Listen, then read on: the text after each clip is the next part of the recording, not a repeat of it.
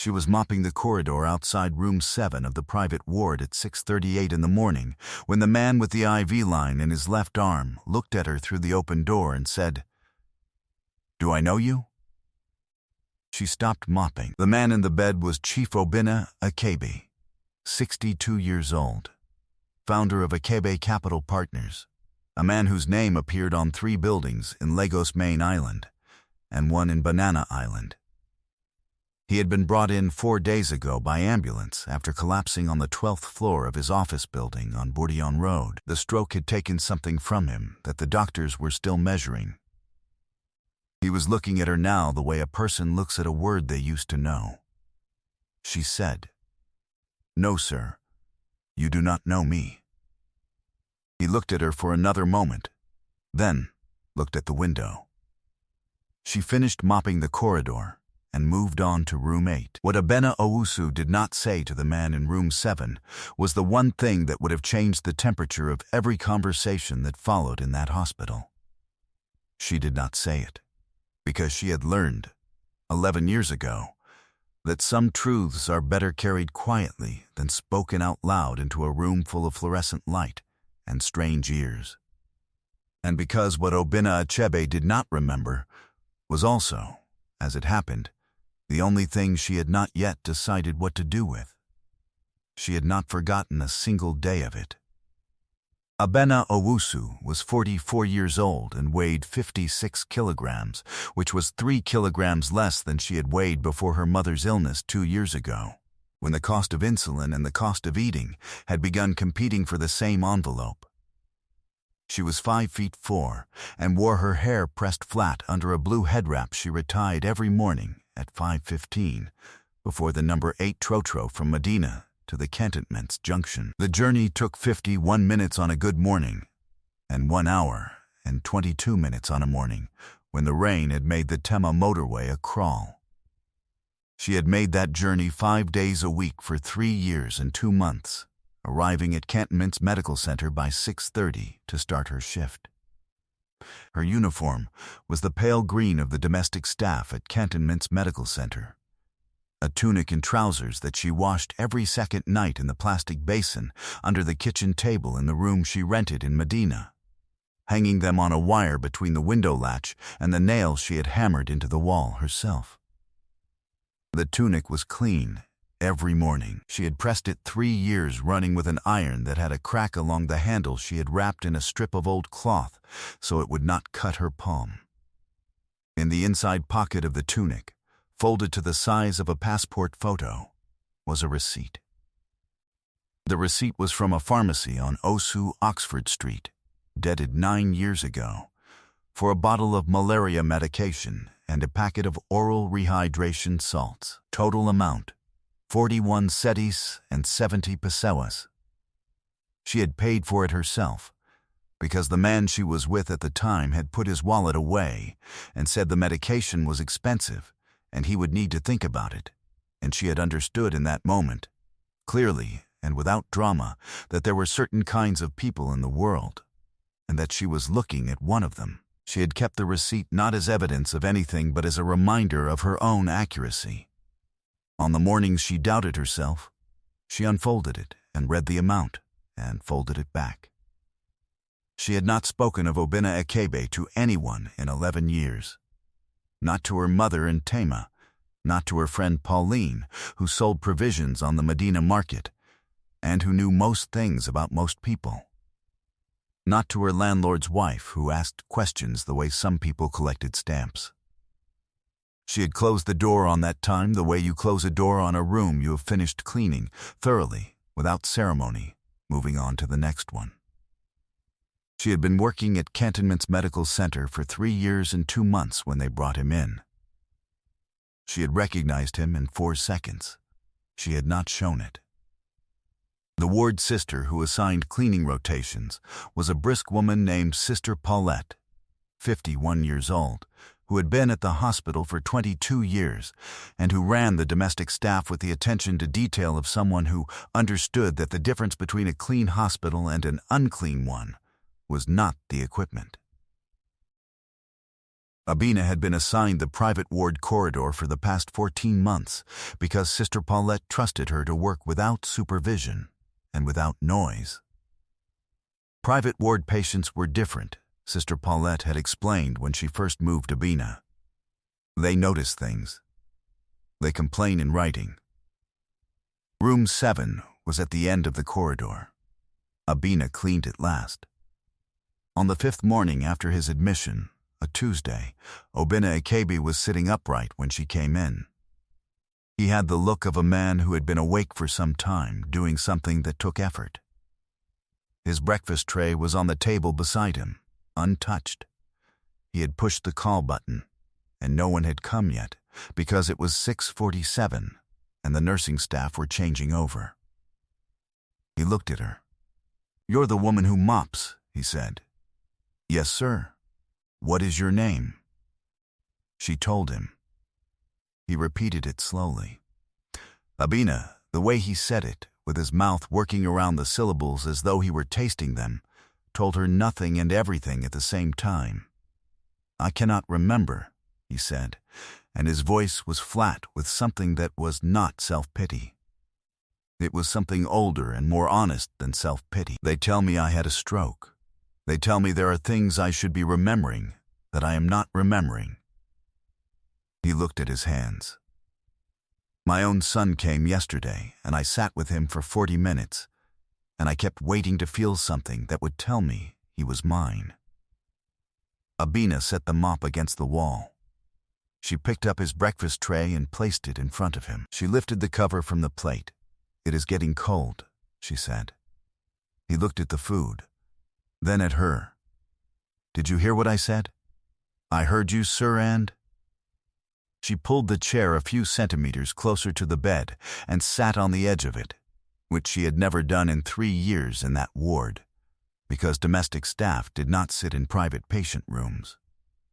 "Eat first," she said. "Then I will sit with you for a few minutes."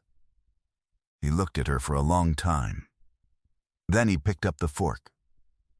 "If this story is reaching you the way I think it is, I need you subscribed before we get to what Abina says next, because what she carries, and why she has been carrying it, is something Obina Achebe is not going to find in any file his lawyers bring him." She came back at 7:31, after she had finished the corridor and completed the sign-off sheet at the supply closet, and told the nursing assistant near room 4 that room 3's bin bag needed changing. She sat in the same chair, and she said nothing for a moment, and he said nothing either. Then he said, "What do you know about me?" She said, "What makes you think I know anything about you?" "The way you looked at me on the first morning," he said. "You stopped. You caught yourself stopping." She looked at the window. The morning sun was coming through it at an angle that put a stripe of light across the bedsheet. "You were a different kind of person 11 years ago," she said. He waited. "I am not saying you were bad," she said. "I am saying you were the kind of person who had never been asked to notice someone like me. And you didn't notice. That is not unusual. That is just what that kind of life produces." He said, "What happened?" She said, "You were sick. Not the way you are sick now. Malaria. I went to the pharmacy for you, because you had a meeting in the morning and couldn't go yourself. I paid 41 cedis and 70 pesewas for the medication. You thanked me." She paused. "Later that week, when I mentioned that I had a sister in Kumasi who needed surgery and I was short by 600 cedis, you told me you didn't lend money to people you worked with. It was a policy." She put her hands on her knees. "It was a policy you had made for yourself, and you said it as though it had been given to you by someone else." He was quiet. "I left the job the following Friday," she said. "I did not ask for anything. I did not say anything. I have not said anything in 11 years. He looked at her for a long time. "Where did you work?" "In the marketing office," she said, "on the 14th floor of your building on Bourdion Road. Filing and correspondence." 8 months. He put both hands flat on the bedsheet. He pressed them down as though the sheet needed holding. "Did I know your name?" "You called me the filing girl," she said. "Not to be unkind. It was just," she paused. "It was just that you had not thought to learn it."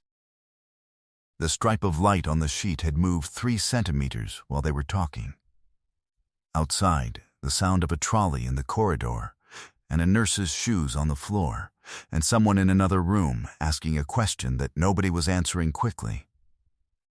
"My sister had her surgery," Abena said. "I borrowed the money from Pauline, who sold provisions and didn't have much more than I did.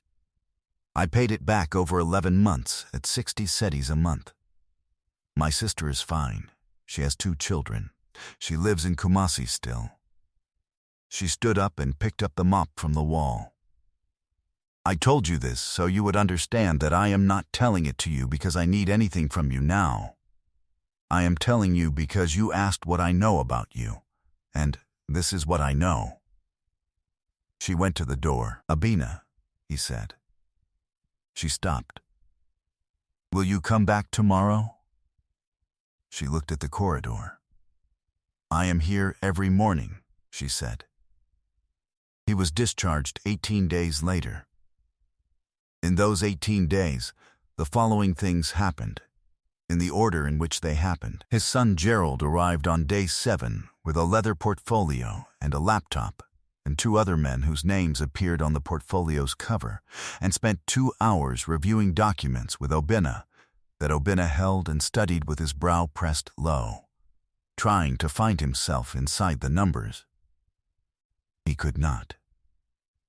The numbers had no smell, no weight, no morning attached to them. Gerald left looking the way people look when they have done something they told themselves was necessary.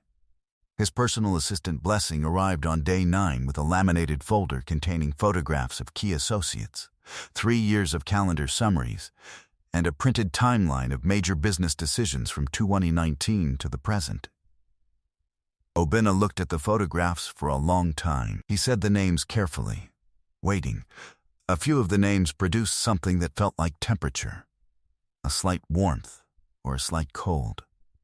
Most produced nothing. Blessing left the folder and said she would return on Friday. She returned on Friday, and Obina had not opened the folder since she left. A neurologist named Dr. Kidinma Adeyemi arrived on day 11 and spent 40 minutes with Obina, and then spent 12 minutes with Gerald in the corridor, speaking in the careful language of people who have information they are calibrating. The substance of what she said was that the memory architecture was intact, but that certain relational and episodic memories might return slowly, or partially, or in a different order than expected. Gerald nodded and wrote something on his phone.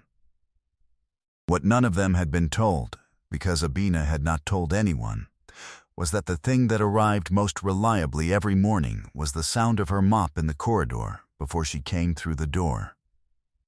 By day 4, he had begun to listen for it. By day 9, he had begun to position his chair to face the door before 6:30.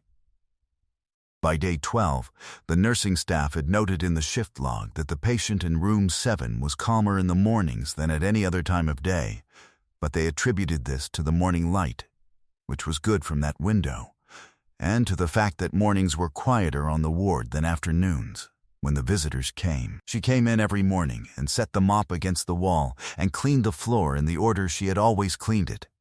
Far corner first, working toward the door, and when she was done, if he was awake, she sat in the chair for between 9 and 18 minutes, which was the time she had before Sister Paulette's 7:45 round. They did not always talk. On the mornings they talked, he asked questions and she answered them plainly. On the mornings they did not talk, he looked at the window and she looked at the cloth on the IV stand, where someone had tried to soften the look of it by tying the cloth in a loose bow, and the silence was the kind that has company in it. On day 14, he said, "You didn't have to tell me what you told me." She said, "I know. Most people don't tell the truth to a person who can't remember them," he said. "There's no reason to. You can say anything. You could have said we were friends. She thought about this. That would have been a waste of time, she said. Yours and mine. On day 16, a woman came to the ward who was not part of the medical team and was not family. She was 67 years old. Her name was Constance Mensah. And she had the bearing of someone who was accustomed to knowing things before other people did. She was Obina's maternal aunt, and she had driven from her home in East Legan at 7 o'clock in the morning because someone, she did not say who, had mentioned to her that the man in room 7 had been having long conversations with one of the domestic staff, and that this was something she should see for herself. She stood in the corridor for 3 minutes before Obina came out of room 7 at 7:48. Constance Mensah looked at Obina the way certain people look at things they are categorizing. She looked at the head wrap and the pale green tunic and the mop and the sign-off sheet. She said, "You are the one who has been sitting with my nephew." Obina said, "I sit with him for a few minutes in the mornings, yes. Why?" Obina considered this. "Because he asked me to. He is a wealthy man," Constance Mensah said. It was not a warning and it was not information. It was a measurement, put in the air between them to see how it landed. Obina looked at her steadily. "I am aware of that," she said. Constance Mensah was quiet for a moment. Then she said something that the corridor, and the morning, and the small sound of a cart being wheeled at the other end of the ward absorbed before it could be misunderstood. She said, "He doesn't remember the people who called themselves his friends, but he's asking for you." She pressed her handbag strap on her shoulder. "I have been watching this family for 67 years, she said. "I know what that means." She went into room 7. She was in there for 34 minutes. When she came out, she walked past Obina without stopping and went to the elevator. And Obina went back to the supply closet for the afternoon bin bags, and neither of them said anything else that day. On day 18, Obina Akebe was discharged from Cantonment's Medical Center at 2:14 in the afternoon. Gerald was there with a driver and a wheelchair, though Obina did not need the wheelchair and said so twice. The paperwork was completed and the IV was removed, and the charge nurse, Sister Paulette, came by to do the final room check and found the patient already dressed in a cream agbada that Gerald had brought, sitting in the chair by the window, looking at the door. "Someone is coming," the charge nurse said, checking the time. "I know," he said. Obina came in at 2:09. She was not on shift. She had come in on her day off, still in her own clothes, a blue cotton blouse and a dark wrapper, because she had decided the previous evening that she was going to come in, and she had learned a long time ago not to argue herself out of decisions she had made in the evening, because the evening was usually right. She stood in the doorway. He looked at her. "I came to say goodbye," she said. "I know," he said. Gerald was outside in the corridor, talking on the phone. The driver was at the elevator. The room was as quiet as it had been on any of the mornings. She said, "I hope your memory comes back to you. Not all of it, maybe, but the parts you need." He said, "I have been thinking about the 41 cedis and 70 pesewas." She said, "Don't." He said, "Not the money. The fact that you kept the receipt." She looked at the floor. "That is my own business." He said, "It is, but it tells me something." He folded his hands in his lap. "I want to return what you spent. Not the 41 cedis, the 8 months. I want to correct it if you will let me." She looked at him for a long time. "I don't need correcting," she said. "I know," he said. "I am asking anyway." Gerald came to the door. He looked at his father and at the woman in the doorway and at his watch. "Papa, the driver, give us a moment," Obina said. Gerald looked at Obina once more. Then he went back to the corridor. Obina said, I will be going home tomorrow for the first time in 18 days. I will be in a house full of people who know my name and my account numbers and my calendar and my associates. They have been very kind. They mean well." He looked at the window. "But the house is going to be very full of people who remember who I was, and I am still trying to find out who that is." He looked at her. "I would like it if we could have tea. When you are willing. When it suits you, not to correct anything. Just because the mornings when you came in were the clearest ones." Abina stood in the doorway for a moment longer. Then she said, "I take tea without sugar." He said, "I will remember that." She said, "You already do." She left at 2:13, and he was discharged at 2:14, and neither of them made any arrangement beyond what had been said. But what had been said was the kind of thing that arranges itself. What happened afterward did not happen quickly, which was why it held. Over the following 4 months, Abena Owusu and Obina Akebe had tea on 9 occasions, twice at his house in Cantonments, once at a small restaurant on Osu Oxford Street that Abina had been eating at for 6 years and that he had never heard of, and 6 times at a cafe near the hospital, where the chairs were plastic but the tea was good, and the table by the window caught the morning sun the same way room 7 had. On each occasion they talked for between 40 minutes and 2 hours. He brought his questions. She brought her honesty. Neither of them brought anything they did not intend to bring.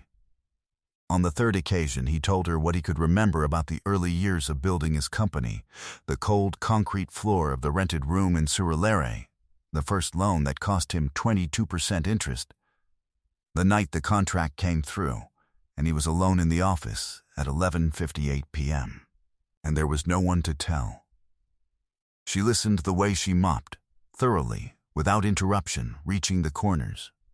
On the 5th occasion, she told him about her mother's insulin and the envelope system and the 11 months of 60 cetus to Pauline.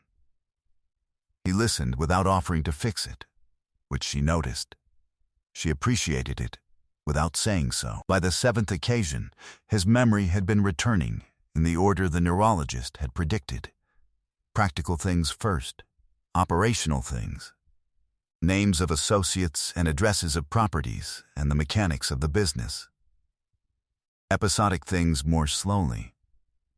The face of his late wife, who had died 6 years ago, came back to him on a Tuesday morning in fragments, the way faces sometimes arrive in the space between sleep and waking, and he told Abina about it the following Sunday, and she said, "Tell me about her." He did, for 40 minutes. She sat with it. He created a bursary in March of the following year, not announced publicly, not named after himself. It was administered through a women's professional development fund connected to 3 hospitals in Greater Accra, and it covered retraining costs, certification fees, and 6 months of transport support for domestic and auxiliary hospital staff who wished to move into healthcare administration. The first cohort was 12 women. Abina was not one of them, because she had declined. Not because she did not need it, but because she had already enrolled herself in a part-time health records management course at a polytechnic in Accra North, at a cost of 180 cedis per term, which she had been paying herself for 7 months. She told him about the course on the 4th tea occasion. He said, "When do you finish?" She said, 8 months. He said, "Good, the bursary was structured because of her, designed around what she had described, built for women who were doing what she had been doing, building quietly, at their own pace, at their own cost, and who needed the gap bridged, not the direction changed." He had listened carefully enough to know the difference. Constance Mensah came to visit him at home in the 5th month after the discharge and sat with him in the garden for an hour and a half and told him things about his late wife and his early years that his recovering memory confirmed were true. And before she left, she said, without preamble and without ceremony, The woman who used to mop the corridor is a serious person. She adjusted her wrapper on her shoulder. I want you to know I am saying that, so that you know I have seen it. She left at 4:31 p.m., and he sat in the garden for 20 more minutes after she went. Abina completed her health records management certification 11 months later, on a Friday, in a classroom in Accra North with 31 other students. She received a certificate printed on white paper with a gold border. She folded it twice and put it in her bag and took the trotro home and ate jollof rice she had cooked the previous night and heated on the small gas ring. And she sat at her table and ate it slowly, with the window open and the Medina evening coming in off the street. She did not call anyone that night to say she had finished. She knew already. Obinna Akebe lost his memory on the 12th floor of his building on Bourdillon Road and was brought by ambulance to Cantonment's medical center, and in 18 days of lying in a room with no past he found out something that 12 years of wealth had never shown him. What he found out was not a lesson. It was a measurement, the distance between who he had been and who a woman with a mop and a folded receipt had been at the same time, doing the same amount of living, with 17 times less. He had been given something valuable in that room. Not returned to himself. Given something new. There are people the world does not face toward. It sets them in the corridor, in the ward, at the filing desk on the 14th floor, and passes them every morning without slowing down. And in its confidence, it assumes that the corridor is all there is. It does not know what is in the inside pocket of the tunic. It does not know what a person built over 11 years of 60 cedis at a time. It does not know what they carry, or what they are capable of saying on the morning when the door is finally open and someone is finally looking. You cannot restore to a person what was never given to them, but you can stop when the chance arrives and see them clearly, not with pity, not with guilt, with the kind of attention that costs something, that requires you to sit still and listen and understand that what is standing in front of you is not less than you. The world sorted them that way. The sorting was wrong. And the 41 cedis and 70 pesewas, the price of a bottle of malaria medication and a packet of oral rehydration salts on a Tuesday morning on Osu Oxford Street, turned out to be the most expensive thing Obinna Akebe ever failed to notice. Not because of what it cost, because of what it said about what he was looking at and choosing not to see. And the woman who kept the receipt did not keep it out of anger. She kept it out of accuracy, so that she would always know the difference between the world as it presented itself and the world as it actually was. She sat at her table in Medina with the jollof rice and the certificate, and the Medina evening, and she knew the difference. If you have ever paid for something that someone else should have paid, not money, but time, or effort, or patience, or the mercy of not saying what you could have said, and you kept that to yourself, not to use it as a weapon, but just so you would know the truth, leave that in the comments. I want to read it. Subscribe for more stories about quiet strength, the people the world walks past, and the difference between what is visible and what is real. I'll see you in the next one.